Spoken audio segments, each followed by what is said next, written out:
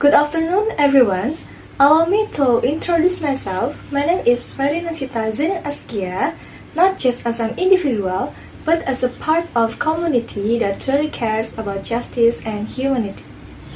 And I stand here alongside my college, carrying the same spirit.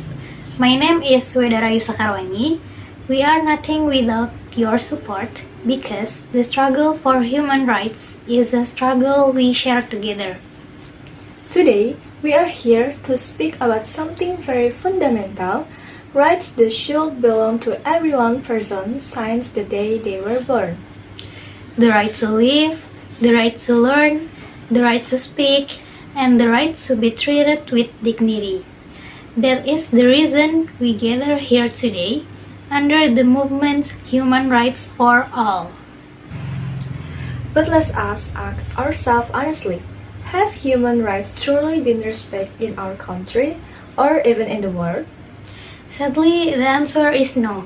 Too many of our brothers and sisters are still denied their most basic rights.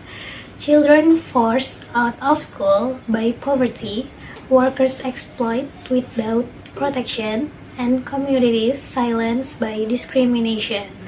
And look at what is happening in Papua recently. Civil organizations have urged the government to address human rights violations there. Indigenous communities are losing their land, their environment is being destroyed, and many still face arrest and intimidation that silence their voice. These realities remind us that our struggle is far from over. Human rights are not abstract ideas, they are urgent needs that must be upheld in every corner of our nation.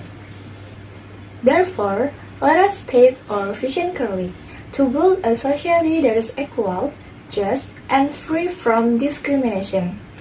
A society where no one first speaking their mind. A nation where every child can dream without being limited by background, economic status, or identity. This vision is not just a beautiful slogan, it is our direction, our compass, our collective purpose. To achieve that vision, we must set clear missions. First, to guarantee human rights protection for all, without exceptions, without bias.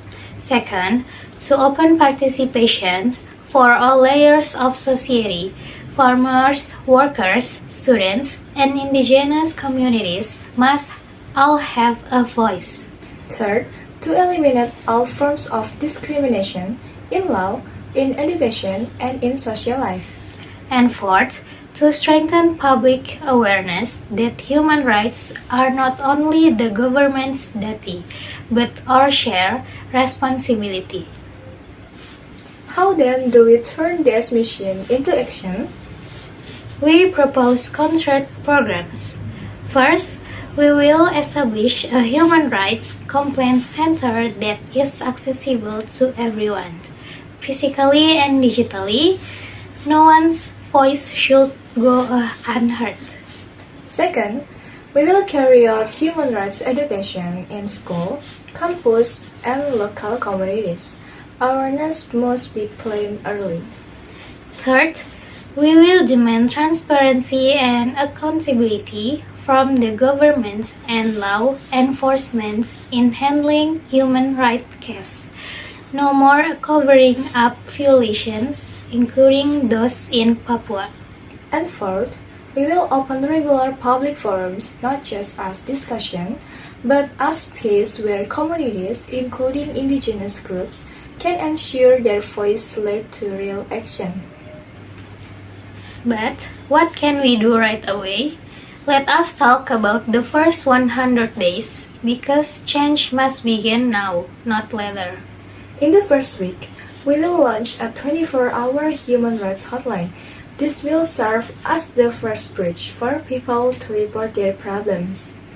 In the first month, we will begin awareness programs in 10 schools and communities, teaching young people to respect difference and uphold dignity. In the second month, We will form an advocacy team with civil society organizations. This team will assist victims of violation, including those in conflict areas like Papua. And in the third month, we will host a national public forum to evaluate reports, share progress, and demand follow-up. This ensures that our movement is not just promise, but concerted action. Friends, we know this path will not be easy. There will be challenges, there will be resistance, and some might even try to silence us. But remember this, history always sides with those who fight for justice. Human rights are the foundation of our dignity. So let us work together to end discrimination, to uphold justice, and to make sure no one is left behind. Because human rights are not a gift, they are rights we are all born with. Together, let us make it real. Human rights for all.